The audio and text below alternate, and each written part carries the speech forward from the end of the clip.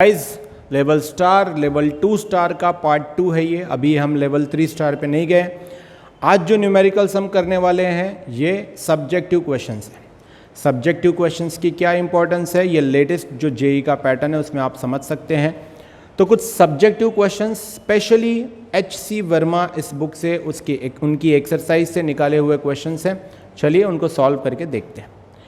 In a series LCR circuit, एक series LCR circuit है with an AC source R is equal to 300 ohm, C is equal to 20 microfarad, L is equal to 1 henry. देखिए next ERMS दिया हुआ है 50 volt, frequency दी हुई है 50/π hertz. इसमें हमें क्या क्या फाइंड करना है देखते हैं। फाइंड द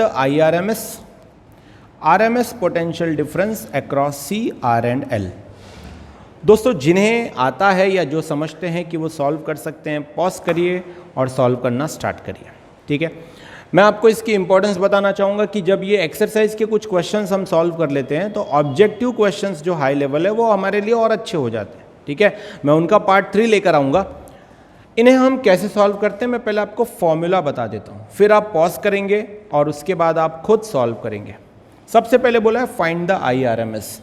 दोस्तों IRMS के लिए आज ये बात नोट कर लीजिए कि दो ही फॉर्मूलाज आप यूज़ कर सकते हो। एक तो I0/√2 याद होगा आपको। IRMS के लिए आप यूज़ कर सकते हो I0/√2, या तो IRMS का दूसरा तरीका है ERMS अपॉन, अगर टोटल इम्पेडेंस है तो Z। ठीक है, तो ERMS अपॉन Z मतलब voltage upon resistance is current. Voltage upon resistance is current. Z क्यों लिया है? क्योंकि ये एक RLC सीरीज सर्किट है तो इम्पेडेंस आएगा। तो इस कंडीशन को याद रखना। इससे हम फर्स्ट क्वेश्चन सॉल्व करेंगे। अनादर मतलब यहाँ हमें Z की ज़रूरत पड़ेगी, Z दिया नहीं है।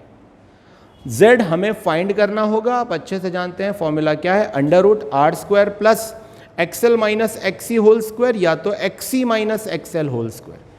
क्योंकि वो ब्रैकेट में स्क्वायर है तो नेगेटिव आंसर भी पॉजिटिव हो जाता है। तो चाहे आप XL माइनस XC करो, चाहे XC माइनस XL करो। दूसरे में देखिए RMS potential difference across C, R and L। RMS potential difference मतलब हमें ERMS फाइंड करना है, that is VRMS, right, across capacitance. So across capacitance जब लेंगे तो IRMS into voltage is current into resistance, right. अब कैपेसिटेंस की वजह से जो रेजिस्टेंस होता है, रिएक्टेंस, वो इस तरीके से कैपेसिटिव रिएक्टेंस X से लिया जाता है, 1/ωc जानते हैं आप। वहीं ERMS बिकॉज ऑफ रेजिस्टर देखेंगे तो सिंपली IRMS इंटू R लेंगे हम, करंट इंटू रेजिस्टेंस वोल्टेज। और जब ERMS अक्रॉस इंडक्टर लेंगे तो IRMS इंटू XL लिया जाएगा। मैं IRMS बार बार क्यों ले रहा हूँ? क्योंकि उन्होंने हमें बोला है RMS पोटेंशियल डिफरेंस, तो करंट भी RMS होगा। जल्दी से इन फॉर्मूलाज को नोट करिए और खुद के लेवल पे सॉल्व करिए। तो आपने ट्राई कर लिया होगा, मैं देखता हूं क्या बोला गया है। Find the IRMS। IRMS हम कौन सा फॉर्मूला यूज करेंगे? ERMS upon Z। दोस्तों ERMS दिया हुआ है हमको, ERMS दिया है 50 वोल्ट, लेकिन हमें Z नहीं दिया है, तो Z हमें फाइंड करना होगा। Z का इम्पेडेंस Z को कहते हैं। तो Z का जो फॉर्मूला है, जब RLC सीरीज सर्किट होता है तो फॉर्मूला बनता है R² plus XC minus XL whole square, या तो XL minus XC whole square. अब इसे हम सॉल्व करेंगे। Z is equal to √R² plus XC is 1/ωc, तो 1/ωc माइनस, मैं इसलिए हर एक स्टेप कर रहा हूँ ताकि आपका बेसिक मजबूत हो जाए। XL जो वन टाइम विजिटर है वो भी समझ जाए, XL is ωL whole square. ठीक है दोस्तों, इसके आगे अगर हम देखें, देखिए Z इज इक्वल टू √, ये रहा R², ये रहा R², R दिया है हमें तो टेंशन नहीं लेना है, 1/ωc प्लस अब omega is 2 pi F, omega is 2 pi F, so 1 upon omega के जगह पे 2 पाई एफ, साथ में था सी, माइनस ओमेगा के जगह पे 2 पाई एफ इंटू एल का होल स्क्वायर। ये रहा दोस्तों सामने। आगे आर स्क्वायर की वैल्यू हमको दे रखी है, देखिए 300, सो हम यहाँ पे लेंगे 300 का स्क्वायर, ये सब कुछ होल स्क्वायर में होगा, 300 का स्क्वायर प्लस 1 अपॉन 2 पाई, है ना। सो 2 इंटू पाई लिख देंगे पहले। एफ की वैल्यू देखिए यहाँ पर हमारे पास दी है 50 अपॉन पाई, तो एफ के जगह पे लेंगे 50 अपॉन पाई इंटू, साथ में क्या है सी की वैल्यू देख सकते हैं आप 20 माइक्रोफेराड, मतलब माइक्रो मतलब होता है 10 टू द पावर -6, तो मैं यहाँ पे लिखूंगा 20 इंटू 10 टू द पावर -6। इसका जो लेवल स्टार और डबल स्टार का जो कल एक क्वेश्चन था उसमें सेम टाइप का प्रॉब्लम मैंने सॉल्व करवा के दिया था। ये हुआ 1 अपॉन 2 पाई एफ सी, ये रहा 1 upon 2 pi into f is 50 upon pi, C is 20 microfarad. बहुत ही सिंपल है, एक बार पेन चलाओ, हाथ चलाओ, सॉल्व करो, वीडियो पॉज करो, देखिए आपको समझ में आ जाएगा। न्यूमेरिकल समझने में यही एक गैप होती है कि आप हाथ चलाइए, सॉल्व करके देखिए। ये रहा, आगे देखते हैं -2 पाई, फिर से 2 पाई, एफ दिया हुआ है हमको 50 अपॉन पाई, वैल्यू आपको याद हो गई होगी, एफ दिया हुआ है आपको 50 अपॉन पाई, और साथ में एल है, एल 1 है, सो 1 इंटू 1 का होल स्क्वायर। अब आपके लिए ये पाई हो जाएगा कैंसिल, देखिए ये पाई भी हो जाएगा कैंसिल, 50 टू ज़ा 100, ये होल स्क्वायर है याद रखना, ओके। यहाँ देखिए 50 टू ज़ा 100, नेक्स्ट 100 इंटू 20, या तो आप 50 टू ज़ा 100 रख सकते हैं, और ये हो जाएगा 10 टू द पावर -6, 100 में 10 टू द पावर 2 और 10 टू द पावर -6, मतलब नीचे 10 टू द पावर -4, नीचे ये 50 टू ज़ा 100, 100 का 10 टू द पावर 2 और ये 10 टू द पावर -6, +2 -6 -4, नीचे ऊपर गया तो +4। तो हम इसको अगली स्टेप में ऐसा लिख सकते हैं, ये पूरा कैंसल आउट करके नीचे 20 बचा रहेगा सिर्फ, और ऊपर लिख सकते हैं 10 टू द पावर +4, राइट, समझ गए आप। माइनस यहाँ 50 इंटू 2 100 टू द पावर 2, ये 300 है। ये सारी चीज़ें जब आप सॉल्व करते हो तो आपको आंसर मिलता है 500। एक बार चेक कर लेना z की वैल्यू, पहले ये नोट करो। तो आपने सॉल्व करने के बाद में आपको पता चल गया होगा कि z is equal to 500 ohm, ये z की वैल्यू हमारे पास आ गई है। प्लीज़ ये स्टेप्स एक बार सॉल्व कर लेना, कैलकुलेशन ज़रूर कर लेना, ठीक है। अब देखिए ये z मिल गया तो हमें IRMS मिल जाएगा क्या, क्योंकि ERMS तो दे रखा है हमको, तो हमें z मिल गया। IRMS is equal to ERMS is 50, so 50 upon z is 500, z is 500. You will solve this and you will get the answer 0.1 ampere.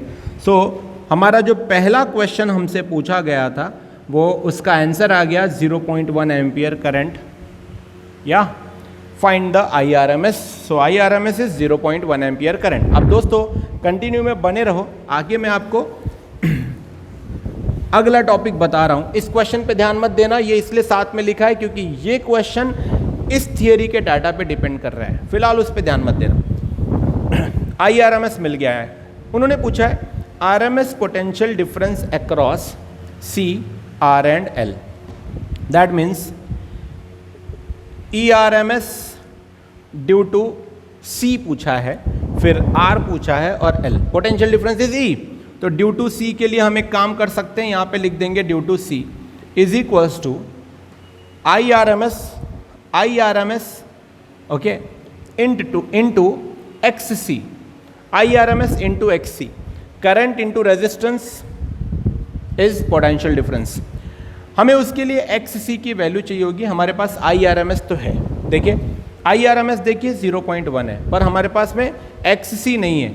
0.1 into XC, XC क्या होता है 1 अपॉन ओमेगा C, राइट, और omega क्या होता है 2 pi f, तो 2 pi f और साथ में C था। तो अब देखते हैं हम इसको सॉल्व करके। अभी हमने रिसेंटली उसको ब्रैकेट में जब z यूज़ किया था तब सॉल्व किया था, तो X C is equal to 1/ω/c मतलब 1/2πfc।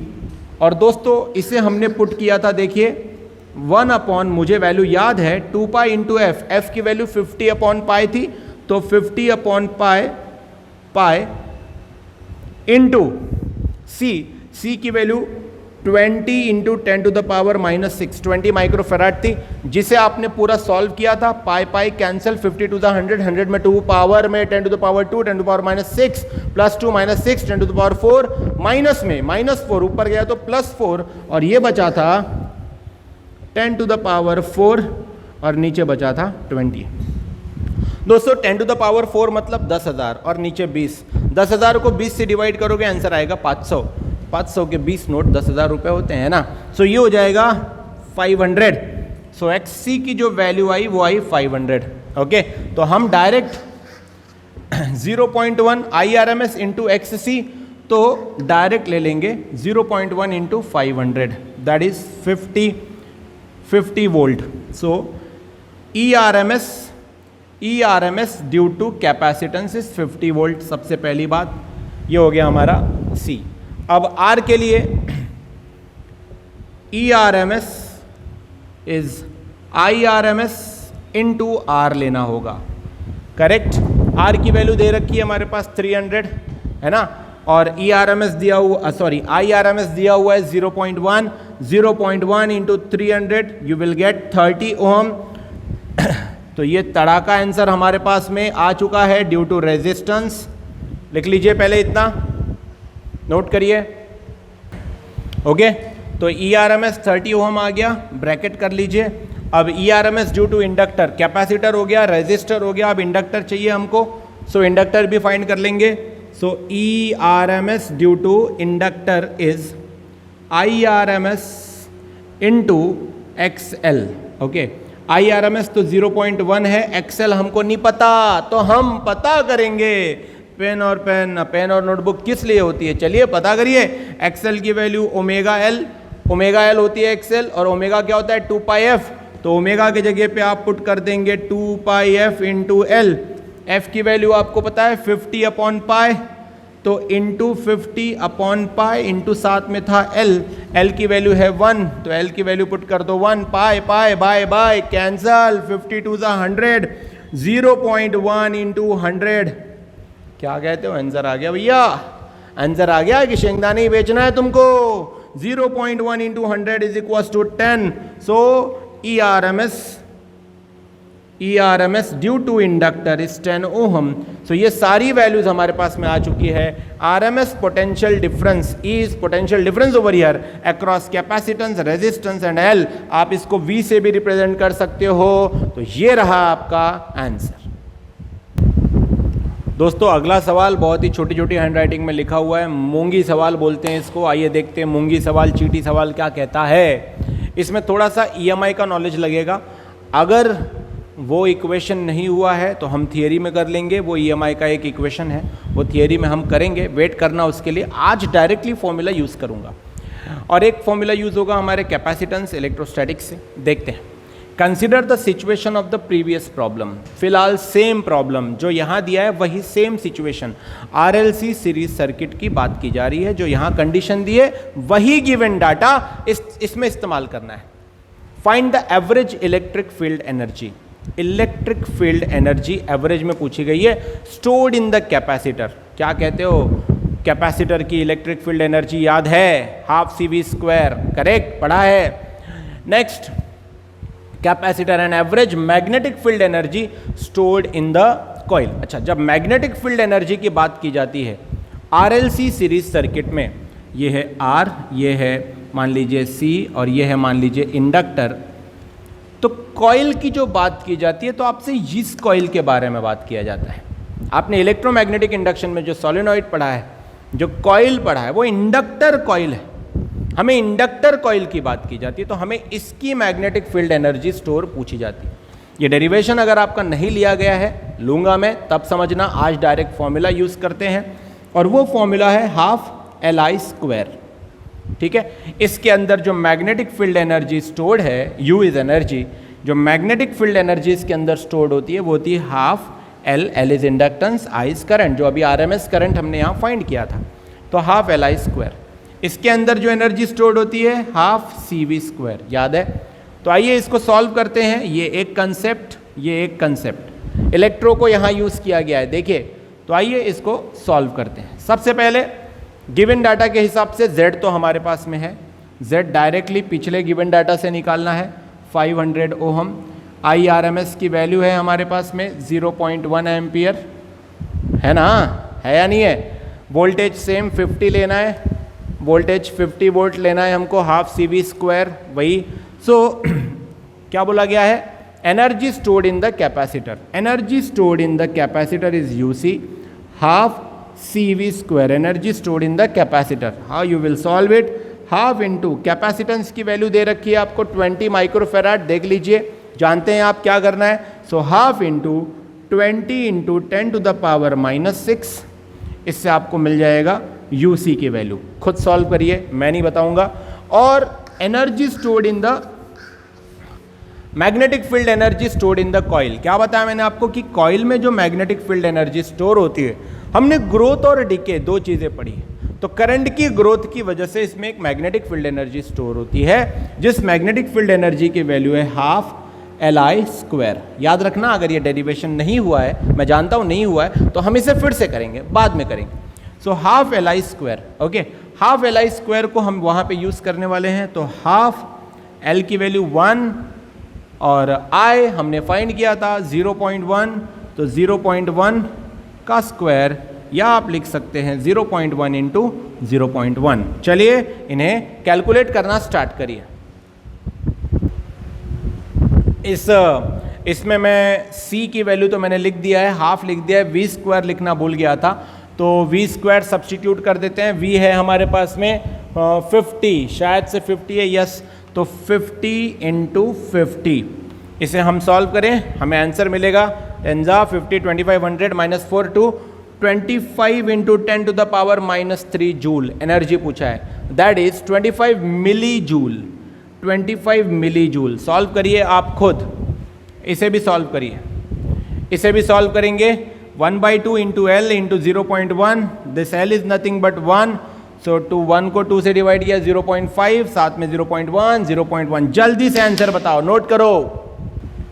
यस, आंसर सॉल्व करने पे आपको मिलना चाहिए 5 into 10 to the power -3 joule, that is 5 milli joule. ये हुआ एनर्जी। तो ये इस तरीके से energy stored, magnetic field energy stored in inductor in या इन कॉइल, और ये energy stored in capacitor. Third question की तरफ जाएंगे अब।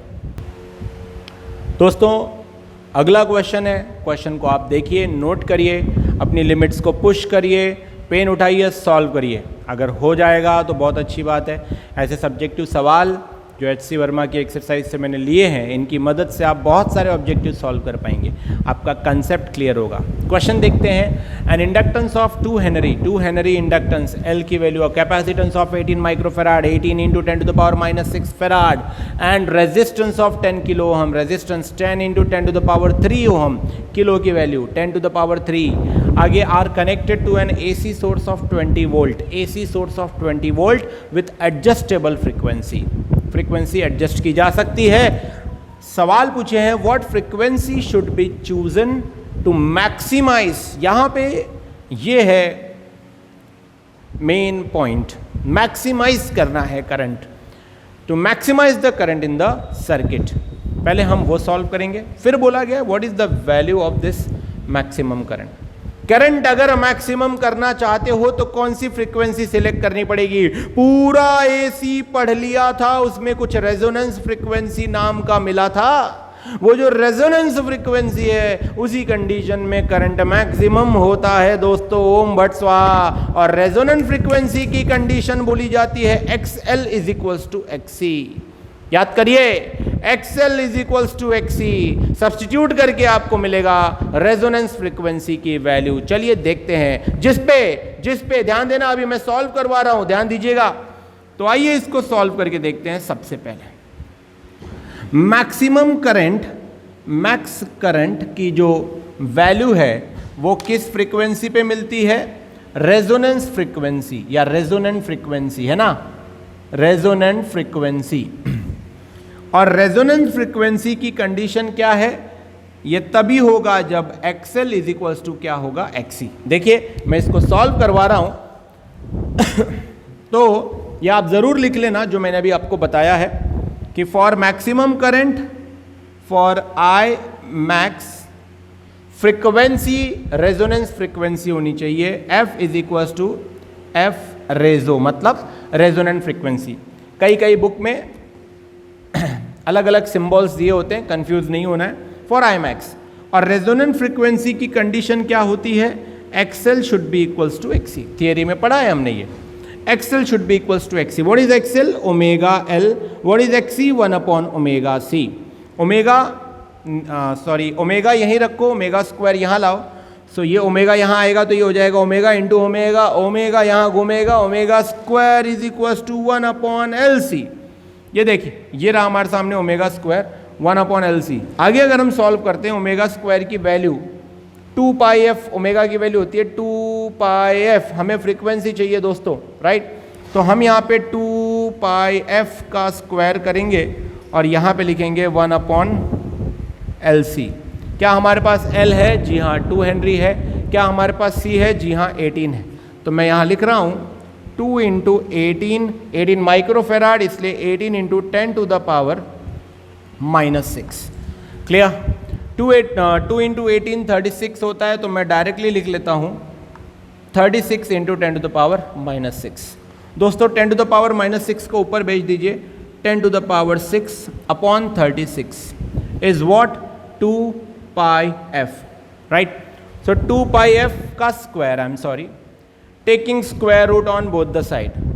अगर आप दोनों तरफ स्क्वायर रूट लेते हो तो इस तरफ बचता है 2 पाई f और इस तरफ बचता है, देखिए square root 10 to the power 6 का स्क्वायर रूट मतलब हो गया 10 टू द पावर 6 का square root.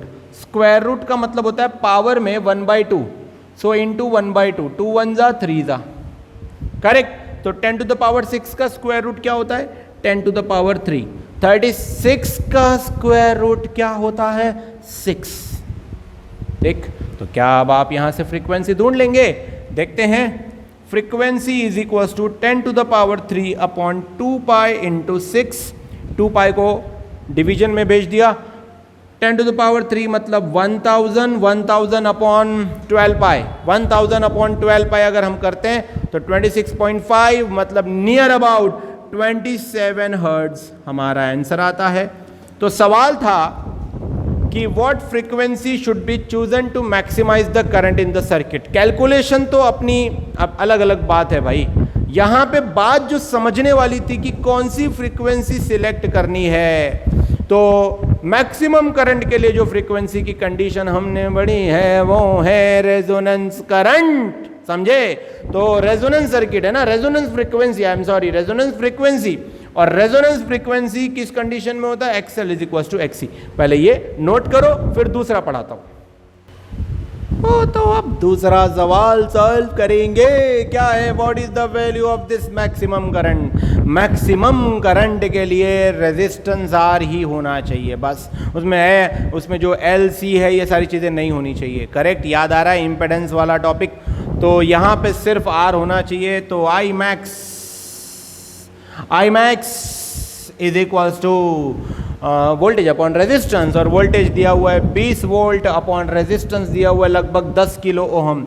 10 kilo ohm 10 into 10 to the power 3।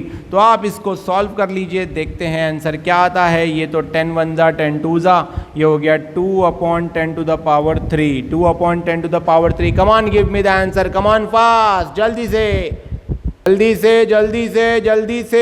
2 upon 10 to the power 3, 10 to the power 3 को ऊपर भेजा, 2 into 10 to the power -3 ampere, ये लगा 4 रन। ये इसके बाद इसका आंसर आएगा 2 मिली एम्पियर। डैन डैन, आंसर आपके सामने।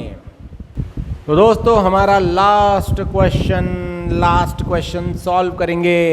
आप भी बने रहिए और आप भी इसको खुद सॉल्व करके देखिए। कंसेप्ट बड़ा सिंपल सा है, बहुत ही सिंपल है, पर पहले आप खुद सॉल्व करने की कोशिश करिए। क्या कह रहा है? An inductor coil, capacitor and an AC source of RMS voltage 24 volt 24 volt. तो RMS मतलब ERMS दिया है 24 वोल्ट। ERMS जो चेंज होता रहेगा AC सोर्स होने की वजह से, are connected in series when the frequency of the source is varied, जब फ्रीक्वेंसी वेरी की गई, अब maximum RMS current of 6 ampere. देखिए RMS वोल्टेज, RMS करंट, जब वोल्टेज और करंट दिया है RMS वाला तो रेजिस्टेंस मिल जाएगा हमें उस AC पूरे सर्किट का, AC सर्किट का रेजिस्टेंस मिल जाएगा। ओम्स लॉ लगाइए। If the inductor coil is connected, अब आगे की कंडीशन बोली गई है, if the inductor coil is connected to a battery of EMF 12 volt, एक बैटरी को सप्लाई दिया गया है, 12 वोल्ट की बैटरी, समझ रहे हैं आप, एंड इंटरनल रेजिस्टेंस 4 ओम। ओ इंटरनल रेजिस्टेंस का किस्सा एक नया टाइप का सवाल है ये, इसलिए ये स्पेशली सवाल लिया है। HC वर्मा की एक्सरसाइजेज में ऐसे क्वेश्चंस आपको मिलेंगे। इंटरनल रेजिस्टेंस 4 ओम दिया है, what will be the current. अब ये जो करंट है ये नए वाले सर्किट के लिए है।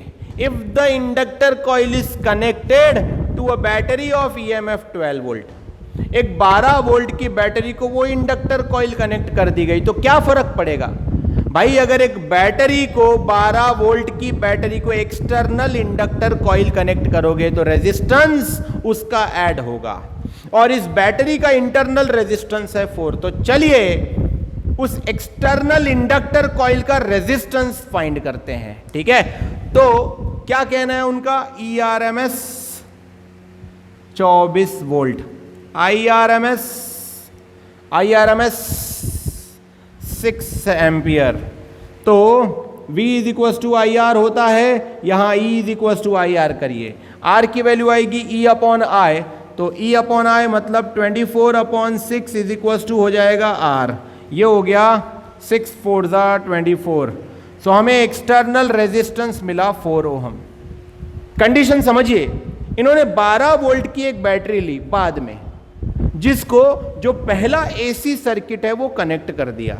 भैया जब तुम बैटरी को कोई सर्किट कनेक्ट कर रहे हो तो वो बाहर का जो सर्किट है वो रेजिस्टेंस अप्लाई करेगा, वो रेजिस्टेंस हमने फाइंड कर लिया, हमको इसी से मतलब था। अब बैटरी में भी एक इंटरनल रेजिस्टेंस है और दूसरी कंडीशन वाली बैटरी में करंट पूछा है, तो I is equal to V upon R। ये जो R होगा ये R टोटल होगा। अब सर टोटल कौन सा? एक R वो जो आपने फाइंड किया, क्योंकि इसी बैटरी को 12 वोल्ट की बैटरी को, ये जो 12 वोल्ट की बैटरी है V is equal to 12 volt, इसको आपने एक्सटर्नल AC सोर्स कनेक्ट कर दिया, तो आपने एक्सटर्नल कैपिटल R कनेक्ट कर दिया, तो R टोटल में R external plus R internal आएगा। एक्सटर्नल R कितना आया? 4 ओम, तो ये रहा 4 ओम। भैया इंटरनल तो दे रखा है 4 ओम, कितना चिल्लर सवाल था, सिंपल सवाल था। 12/8 12 divided by 8 near about 1.5 ampere answer आएगा मेरे ख्याल से। बाकी आप लोग कैलकुलेट कर लेना। डैन डैन हमने खत्म कर दिया आज का लेक्चर पार्ट 2। और एक बात याद रखें कि ये सब्जेक्टिव क्वेश्चंस के साथ ये लेवल 1 स्टार लेवल 2 स्टार के क्वेश्चंस हैं। अभी एक लेवल स्टार लेवल 2 स्टार का क्वेश्चन ऑब्जेक्टिव का सीरीज और आएगा, और फिर हम लेवल 3 स्टार के न्यूमेरिकल्स करेंगे, ठीक है। इनको पूरा खुद से सॉल्व करिए। चलिए बाय बाय।